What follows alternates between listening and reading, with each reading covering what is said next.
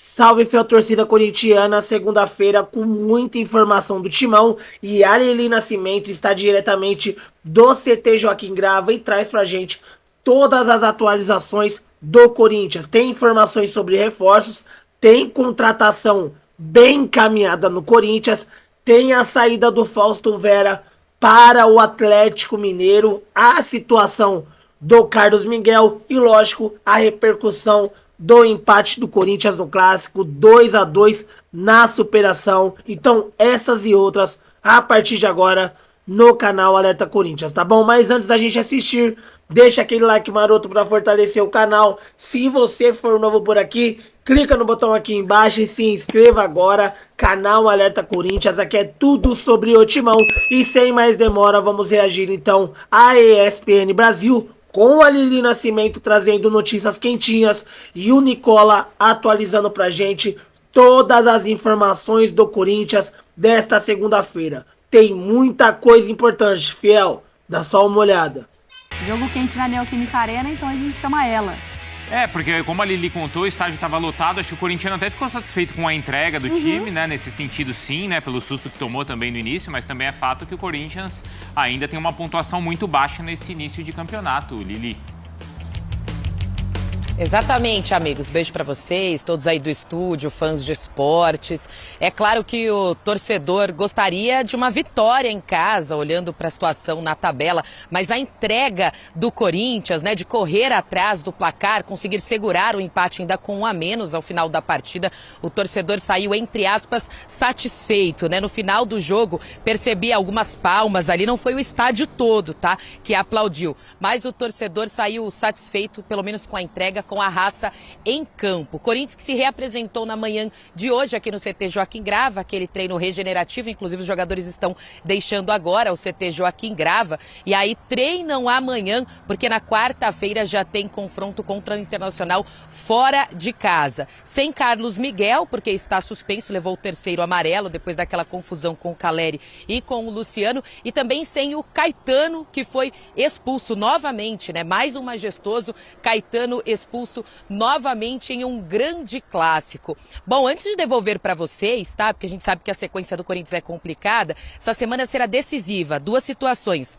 Carlos Miguel, então, pode definir de vez a ida dele para jogar a Premier League. O Corinthians está em questões aí burocráticas, isso de acordo com o Fabinho Soldado, que deu entrevista ontem na Zona Mista, e também do Fausto Vera. Fabinho Soldado disse que o Fausto Vera pediu para não jogar, não ser relacionado. A diretoria conversou com a comissão técnica, então ele nem foi para o jogo ontem, porque se ele completa 7 jogos pelo Campeonato Brasileiro, ele não pode jogar por mais nenhum clube. Aí a apuração da Vitória Leite, que acompanha os mineiros, né? Ela apurou que a situação é o seguinte: o Atlético Mineiro fez sim uma proposta aqui para o Corinthians para comprar o Fausto Vera que o Corinthians pagou cerca de 40 milhões de reais em 2022. A proposta seria de 4 milhões de dólares. O Corinthians na época pagou 8 milhões de dólares. A primeira informação é que o Corinthians teria negado. Agora que as conversas estão bem avançadas, Fausto Vera quer deixar o clube, então muito em breve aí deve ser anunciada a saída do volante argentino Fausto Vera. Volto com vocês aí no estúdio. Edu e Lili, muito obrigada, viu, pelas informações, tanto do Corinthians quanto do São Paulo, para a gente debater por aqui. Gols mais rápidos do São Paulo na Neoquímica Arena. E aí, o gol do Lucas Moura, com 3 minutos e 13 segundos, foi o autor do gol que abriu o placar. E aí eu tomei um susto, confesso. Quando o São Paulo... Imagina se você fosse corintiana. Eu teria caído duro. Provavelmente. Como via acontecer com alguns. Com alguns. Até que colegas nossos... Mas ressuscitaram. Ressuscitaram. Assim, no fim das contas, o susto inicial poderia ser um sinal perigoso, mas o Corinthians brigou muito na Neoquímica, né? É verdade, assim, porque o Edu fala do gosto amargo dos jogadores do São Paulo, ele diz muito pela questão do favoritismo, pelo momento das duas equipes. O São Paulo hoje é um time muito mais equilibrado, com mais opções, aí você abre o placar logo cedo, e mais do que o gol, na sequência o São Paulo já teve chance na sequência com o Luciano, o Corinthians um tanto quanto atordoado, mas aí o decorrer da partida me faz ver que o empate foi justo nesse contexto do que aconteceu nos 90 minutos. Mas se você olhar o comecinho do jogo, terminar com 1 a menos, o São Paulo em cima e esse favoritismo, fica de fato um gosto amargo. Mas eu queria destacar muito a entrega do Corinthians. Acho que isso acabou nivelando sem a bola. Foi parecido com o que aconteceu, por exemplo, contra o Fluminense. Um Corinthians às vezes nem tão criativo, e ontem estava sem o Garro, tem que ser destacado isso. Ele criou muito a partir de recuperações de bola na saída de bola do São Paulo. Então, ainda que o Corinthians não tenha sido tão envolvente, mas teve esse mérito de forçar o erro da defesa do São Paulo. Como foi no lance do Yuri ali com você? Exato. No segundo gol, foi né? muito inteligente o Yuri Alberto para fazer o lance. E ainda que o São Paulo, tecnicamente, a gente viu que o São Paulo teve mais grandes chances, mas o Corinthians compensou muito na base dessa vontade, com todos os problemas que teve de desfalque na zaga, mais uma vez com o zagueiro expulso, que a gente já falou que teve problema, mas do lado do São Paulo com um time mais criativo. Queria destacar muito do lado do São Paulo, que é um clássico que a gente fala dos gols do Coronado, do Mosquito, do Lucas, mas para mim o Igor Vinícius fez uma partidaça. Controlou o Wesley não conseguiu fazer nada para cima dele e ainda foi muito importante no lance do segundo gol e outras escapadas. Para mim, um dos melhores em campo ontem. Olha aí a jogada. Vai bem, conta com o desvio infeliz do Kaká, mais um gol contra também do Corinthians, mas o São Paulo conseguiu jogar por ali justamente pelo fato do Lucas ter aprimorado essa movimentação. Ele sai mais da direita para o centro. E o Lucas jogando centralizado é um trunfo do São Paulo. Ele precisa atuar mais por ali. O primeiro gol sai dessa forma, a jogada do segundo passa pelos pés dele, saindo da direita para o centro. Então algo para o Zubeldia aprimorar. Cada vez mais o Lucas não tem problema sair da direita, mas precisa participar mais desse jogo associativo pelo meio. E do lado do Corinthians, o Dom que destacou essa capacidade de recuperar a bola no ataque, mas para mim houve um certo preciosismo também do São Paulo. Uma passividade ali no lance do primeiro gol, o Wesley carrega a bola, corta para lá e para cá e não chega ninguém para fazer uma falta ou para forçar um erro do Wesley. E no segundo, o Luciano para mim dá uma... exagera demais nessa coisa da provocação. O gol ali sai dele perdendo a posse de bola também, né? Pois é, Mari. E no lance antes do escanteio, ele dá uma provocada ali, inflama a torcida. Já tinha acontecido aquele entreveiro com o Carlos Miguel.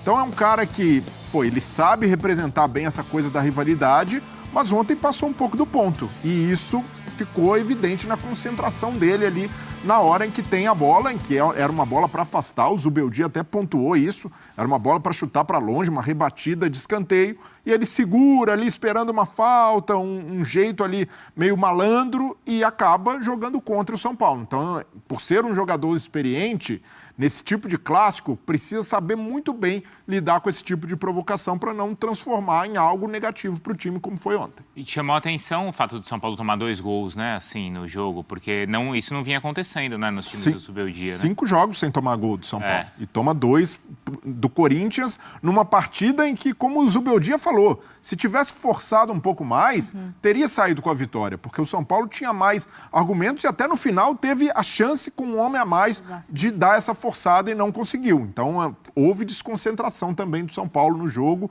mesmo jogando fora de casa. Era uma partida em que teve situação para sair com a vitória. A gente vai falar sobre o Carlos Miguel também, mas eu queria falar de um outro personagem do Corinthians.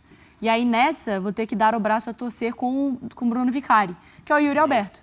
Porque o Bruno, há um tempo, falou que não é essa porcaria que o pessoal pinta e, às vezes, colocava esse monstro... Você pode repetir só essa frase? Não, deixa eu continuar meu comentário. É uma vez só, ouviu, deu um problema na TV. Não, porque, assim, a gente pode questionar aqui os momentos que ele foi mal, que ele não conseguia, talvez, dominar a bola, ele não conseguia fazer o pivô, mas a gente sempre destacava como também não é necessariamente a dele, ele precisa desse campo. Mas o Yuri Alberto ouviu a torcida, foi pro banco, viu gente sendo contratada pro lugar dele, foi chamado de burro. Ele nunca respondeu, ficou quieto, trabalhou ontem. O que ele se entregou para esse time do Corinthians? Verdade. Ele ia em todas as bolas, ele brigava por todas as bolas. Foi um negócio assim de...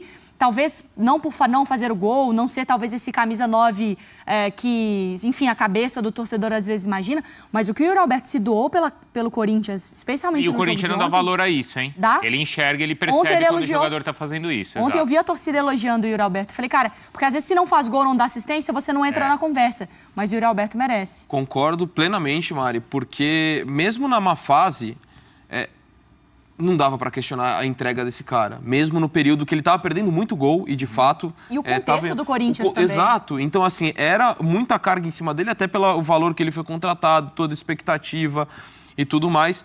E é um cara que, para mim, tecnicamente, não se discutia. Para mim, era uma questão de má fase, questão de falta de confiança, mas ele consegue se encontrar nessa melhor fase nesse ano, recuperando a confiança, fazendo os gols, e acho que só elogia por conta da postura, porque é algo que ele mostrou na pior fase e está mostrando agora, fazendo gols, o quanto que ele é importante sem a bola. E eu também queria destacar um outro ponto, que acho que a questão da má fase dele no ano passado não é passando o pano para ele. Ele estava mal, perdeu muitos gols, estava faltando confiança, mas o estilo de jogo imposto a ele não ajudava. Sim. Muitas vezes jogando de costas para o gol não é o estilo do Yuri Alberto, e acho que o Antônio Oliveira é um cara que fez muito bem para ele, colocando ele muito mais em situação de atacar o espaço, onde o Yuri Alberto acaba sendo beneficiado, e isso também acabou ajudando. Lógico, não é só isso, claro, mas o Antônio Oliveira foi parte importante para essa melhora do Yuri Alberto. A gente chegou a discutir se era necessário, né, se era o melhor caminho manter ou não o Carlos Miguel no Corinthians, né, defendendo o clube. E ontem ele foi muito bem, como o Breiler estava falando, né, Mari?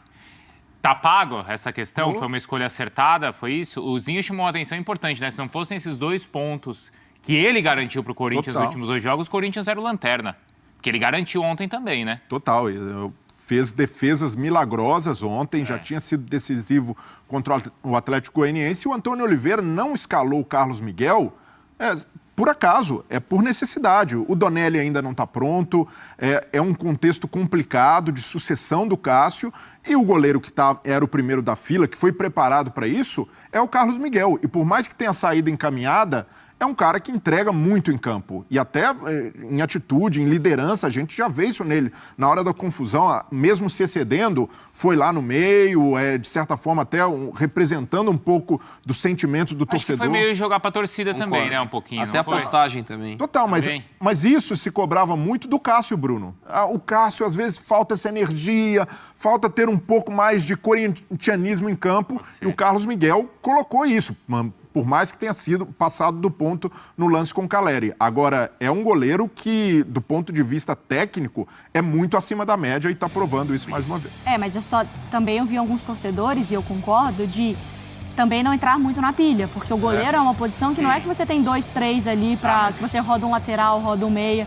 A gente já falou sobre uma entrevista dele, que ele foi muito... Tava aqui com o Zé Elias, Olha. Não sei se era com o Zinho, sei lá com quem que eu tava. Que a resposta foi muito acima do tom também, já de comprar uma briga, também de ter uma calma. A provocação faz parte, mas para não expor muito o Corinthians, né? Pois é, e acho que no caso dele tem uma parte da torcida que eu imagino que esteja chateada por ele estar indo. E como tudo indica na reta final dele, na passagem pelo Corinthians, aí me parece muito que ele quis jogar para a torcida. No lance do empurrão, na postagem que ele fez ao Luciano, que foi lá e respondeu, né? Sim. Acho que tá tudo dentro do campo. Você respondeu, fala uma coisa, o outro tem o direito de provocar de volta e tá tudo certo. Mas me pareceu um pouco de jogar para a torcida, mas a importância dele é inquestionável. É um goleiro que tem se comprovado e para mim, acertada a decisão de continuar contando com ele. É o melhor goleiro do time e tem contrato. Agora o Luciano é corajoso, hein? Isso doido. de fato. Cara, o Luciano provocou as 2 pessoas que eu jamais provocaria no mundo. Um, o Carlos Miguel, em Itaquera, e outro quando ele me provocou lá no final da Copa do Brasil. Ele conseguiu mexer com essas 2 pessoas que eu não teria coragem, Mariana. Realmente, o tamanho. Eu não me envolvo em confusão, mas eu chamo a rapaziada aqui, ó. Baby, vem comigo, Anderson.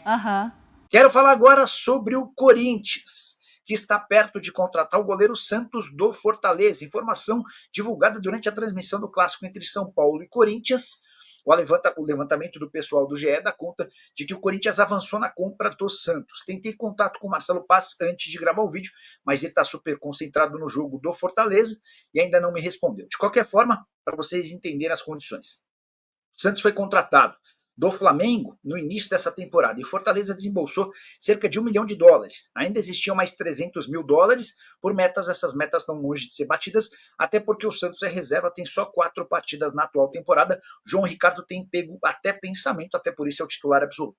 E foi nesse contexto, especialmente porque o Antônio Oliveira já trabalhou com o Santos no Atlético Paranaense, e o Fabinho Soldado, que é o diretor executivo de futebol, o conhece dos tempos de Flamengo, que o nome foi aprovado e a partir daí as negociações começaram. O presidente Marcelo Paz deixou bem claro na entrevista que deu ao canal do Nicola na última terça-feira que só vende o Santos pelo mesmo valor que foi pago, $1 milhão. E a tendência é que o Corinthians faça esse investimento para contratar o goleiro de 34 anos de idade, que chegaria para o Timão a partir de 10 de julho. Janela reabre por aqui nessa data. Carlos Miguel está fora, embora tenha jogado diante do São Paulo, ele fica por mais alguns dias até que o pagamento da multa de 4 milhões de euros seja feita. O Cássio já foi embora, a ideia do Corinthians é contratar 2 goleiros. Um pouco mais veterano, no caso o Santos, outro um pouco mais jovem, que chegue para disputar a posição. Bora fechar o vídeo para falar sobre Dudu, quero te explicar. Quero falar agora sobre reforços pro Corinthians. Timão que só empatou com o São Paulo, Corinthians muito perto da zona do rebaixamento e a promessa do Augusto Melo de pelo menos 4 contratações de peso para metade do ano. O primeiro reforço do Corinthians deve ser o goleiro Santos, do Fortaleza. Tratativas com o Lion avançadas, operação de mais ou menos $1 milhão ou 5 milhões e 300 mil reais. Fortaleza tem afirmado que não topa liberá-lo em hipótese alguma por cifras inferiores àquelas que foram gastas quando da compra dele do Flamengo. O Santos, que é reserva no Fortaleza, tem só 4 partidas desde o início da temporada. Não deve parar por aí. O empresário do Eric Pulga, atacante do Ceará, deixou vazar que há um acordo muito próximo para a contratação do Pulga. É só importante lembrar que até agora o Ceará não foi comunicado de nada. Conversei com o presidente do Ceará, o João Paulo Silva, ele se encontrou com o Paulo Pitombeira, que é o representante do Pulga, na última quinta-feira em São Paulo, e durante esse encontro não se discutiu sobre o futuro do Pulga. Então, a verdade é que o Pitombeira tem negociado com o Corinthians a contratação do Pulga, as cifras poderiam gerar na casa dos $3 milhões, mas o Ceará ainda não foi comunicado. O Ceará é dono dos direitos federativos do atleta e tem 40% do valor de uma venda futura. Além desses 2 nomes, o Corinthians também trabalha para tentar manter o Moscardo até o fim da temporada por empréstimo. O jogador pertence ao PSG, está recuperado de lesão, inclusive jogou como titular diante do São Paulo. O contrato se encerra agora no dia 30 de junho. Na teoria, ele deveria se apresentar ao PSG a partir de 1º de julho. O Corinthians tenta convencer o clube francês a manter o Moscardo pelo menos até o fim do ano. E 2 outros nomes que já são bem antigos na lista de especulações. O Hernani, há um acordo com o Corinthians desde janeiro, mas o Parma ainda não cedeu. A primeira proposta do Corinthians de 500 mil euros foi recusada. E a saideira sobre Lucas Evangelista. O meio-campista do Red Bull Bragantino quer jogar no Timão, mas o Red Bull não tem nenhuma intenção de negociá-lo. Prometo ficar de olho nessa história e qualquer novidade conto para vocês. Curtiu o vídeo? Deixa like, se inscreve no canal. E continuando com as informações do Timão, fiel, o Corinthians está se aproximando da contratação do goleiro Santos, que está no Fortaleza, é reserva, né, do Fortaleza, mas o Corinthians já avançou na contratação do jogador aí do Fortaleza. Corinthians, a janela de transferência vai ser aberta no dia 10 de julho. Corinthians já tem um trato feito aí com o staff do jogador. Para contratar o Santos, não vai ser preciso um alto investimento. Por isso, o jogador de 34 anos, goleiro que tem passagens pelo Flamengo, onde no Flamengo ele foi vitorioso, ganhou uma Copa do Brasil, inclusive, em cima do Corinthians, onde ele estava naquele elenco do Corinthians. E o Antônio Oliveira já trabalhou também com o goleiro Santos, na época que ele dirigiu o Atlético Paranaense. Então o Antônio Oliveira conhece bastante aí um possível reforço do Corinthians, o goleiro Santos, fiel, que tem 34 anos e ainda tem passagens, né, pela seleção brasileira. Ele conseguiu uma época boa aí da sua carreira e foi chamado para ser aí jogador da seleção brasileira. O Corinthians busca, né, um acerto aí com o Santos, já tem uma conversa aí com o staff do jogador e com o jogador. O Santos foi contratado para ser titular do Fortaleza, mas como ele não conseguiu dar continuidade, o goleiro João Ricardo com grandes atuações no time do Fortaleza, conseguiu essa vaga de titular. O Santos deve assinar com o Corinthians até o final de 2026 e o Corinthians aí deve então contratar o Santos assim que a janela de transferências for aberta. O Santos é um bom nome para o Corinthians, Ciel? Deixa aqui abaixo o seu comentário, a sua opinião sobre essa possível contratação do goleiro Santos, tá bom? E eu vou ficando por aqui. Qualquer novidade eu trago no canal. Muito obrigado pela audiência, tamo junto, forte abraço e vai Corinthians!